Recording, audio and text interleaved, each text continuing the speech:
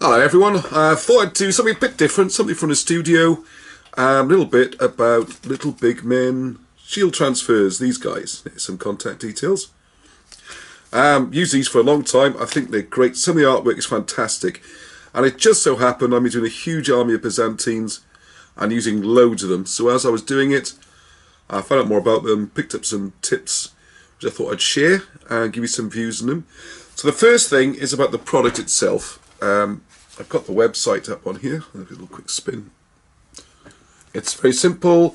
It's littlebigmenstudios.com, and Steve Ring runs it. He's a very nice guy. I spoke to him on the phone about before I did the video. So to give you an idea of the quality of the artwork, if you haven't seen it, here are some banners. There's banners as well as shields. I mean, they're fantastic. You know, I've always been a big fan of hand-painted shields, hand-painted banners. Well, I paint figures for a living. But some of these, especially at this size, you would be struggling to do that. You'd be struggling to reproduce that, I think. And I've been reading the Alan Wilson histories of the ancient Britons, or Dark Age Britons, early medieval. I don't know whatever's politically correct these days. And looking at Arthur. The historical Arthur, the one all the records in the cathedrals in Wales and all that, not the legend stuff. Anyway, and his shield was the Madonna and Child. Look at that. I don't know, we could have a whole unit with those, but I'm going to do one. More for myself than anything else. I'm going to use those as cavalry shields. I think they're just fantastic. And what I've been doing is this Byzantine army. So clearly you've got loads of different types of Byzantine shields. Hang on. Got a couple of units to show you quickly. Which I should have left on the wrong side of the studio. So here we are. I was just taking a photograph of them to see which banners we're going to put in, so it gives you an idea. The shields in action. They do look great. There we go. Try and tip them a bit without them falling out of the movement trays. So you can get an idea of the shields en masse there. And I thought I'd do this video now as I've got so many different types of shields and banners.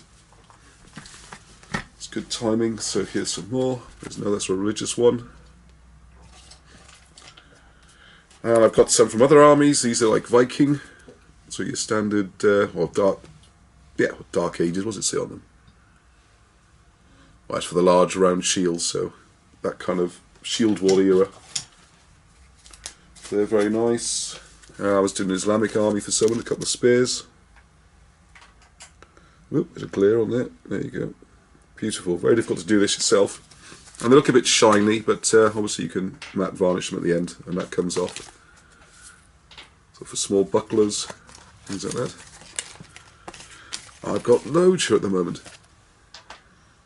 Right, now the way they work, and some of the problems you can have, which I come up against, and a couple of little tips. So the basic principle is, they come in the sheets like this, and you have this clear plastic on the front, which hides the glue, which is the key part. Because when you pull the plastic off, there's a film of glue on the front of the transfers. So what they're able to do is stick it directly onto the shield, let that dry off, and then you just get rid of the paper backing. So it's a nice simple system. So you cut up your shields. I use little children's scissors. I got my head things on here, look. Occupational hazard of doing figures all day is you wreck your eyes, just to warn you. There we are. I used to have great eyes, could have been a pilot. Don't like heights though. Right, so that's easy enough. And then all I have to do is peel the plastic off the front. Take my pre-prepared shield, which I've sprayed with white primer. I've actually painted the back first as well. You don't have to do I don't do a lot on the backs, because most of it's hidden. But if you look over the shoulder of a figure and you see a solid brown thing, it doesn't look very good. So the front of this is now sticky. Now this is a little bit tricky, because obviously on the back it's just white paper, you can't see anything, and you've got a white shield. So lining it up straight is tricky. Oh, the other thing I should have mentioned, they punched the hole to match the boss. Okay, so we'll just pop that on there. Nice and firm. Alright, so what you do now, you would give that chance to dry out a bit. There's one at that stage. And I get my brush with some water, and that will soak into the paper. And in the best sort of Blue Peter traditions, this one I soaked only a couple of minutes ago. It doesn't take very long. Sorry, I'm back. And you just pull it off, and there you go. Ta-da! And I got that one pretty straight. There you go. Now what I find is the shields, and the bosses vary slightly, you know. The shields aren't cut perfectly. They don't need to be. But what you will need to do, what I always do anyway, is go around the edges then. In this case with the dark green. And when you match it all up, that will look fine. Now, one of the problems you get, that I come across with these, is sometimes you just can't get that plastic. Sorry, you just can't. You pick away, but you can't get the plastic off the front. You see, it should come off like that. Now, my top tip, I've just passed on to Steve. They make other things.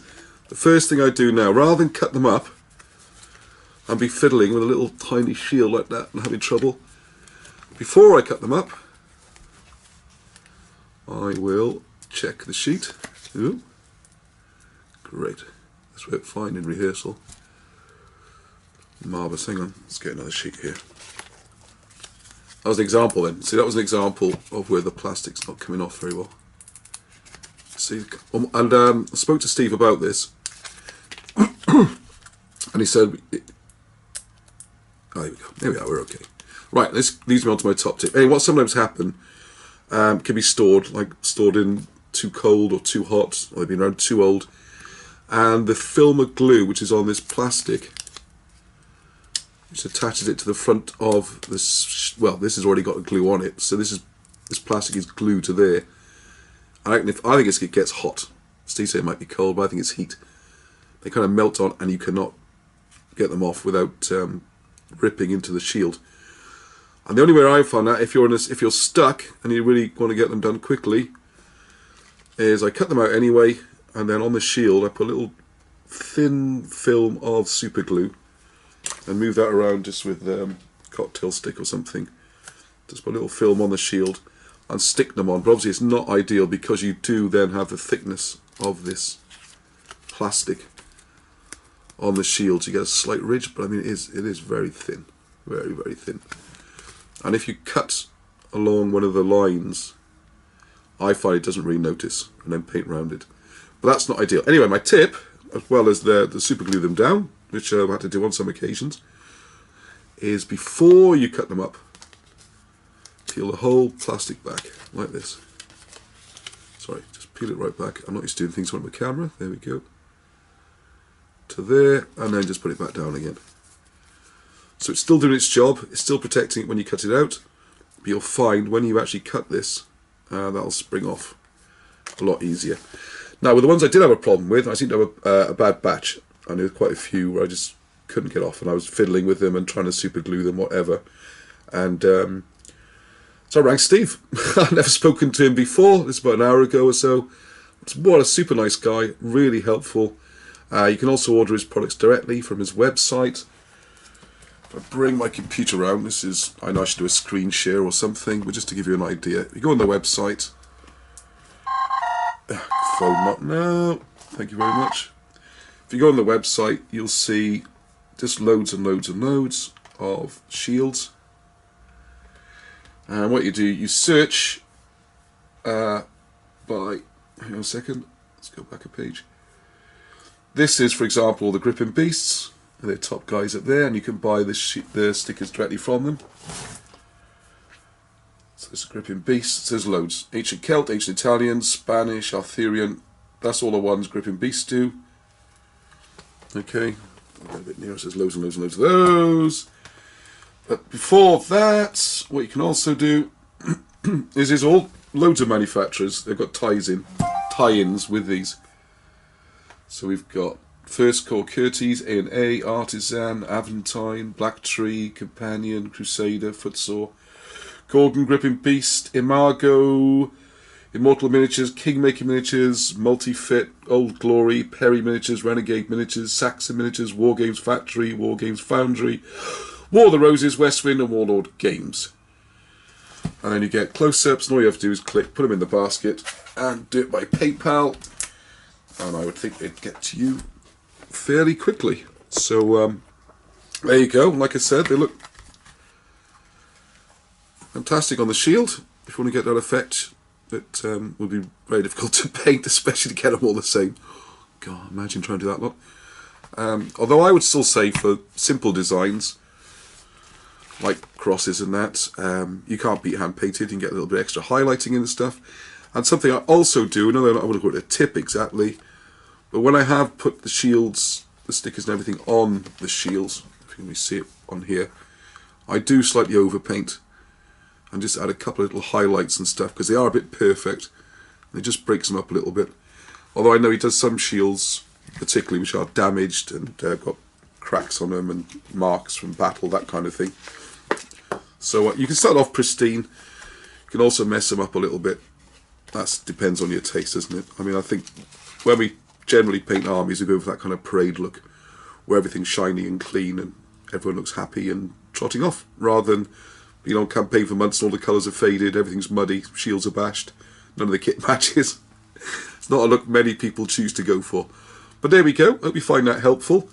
Obviously with my job, I paint figures all day, every day, just about, and I see an awful lot of figures, an awful lot of stuff, and I thought I'd just share some of my thoughts and reviews on it, and let you know. I've got a few more ideas, and so feedback please, and I'll speak to you again soon. Thanks for watching. Oh yeah, and keep rolling.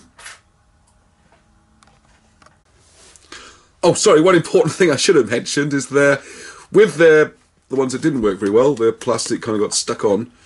Our chap Steve, he's super nice about it, and yeah, just send back any dodgy ones you get, send back to him, and he'd replace them. So I don't think I've opened the floodgates for him. It's not something I've had happen very often. In fact, the first time really for any number. So please don't let that put you off. They generally work really well, and don't forget the tip when you got a sheet. Rather than try and peel them off when they're tiny, just peel off before you do it, and then just put it back down gently, and no problem. All right, okay. So goodbye for the second time, and please keep rolling. Bye.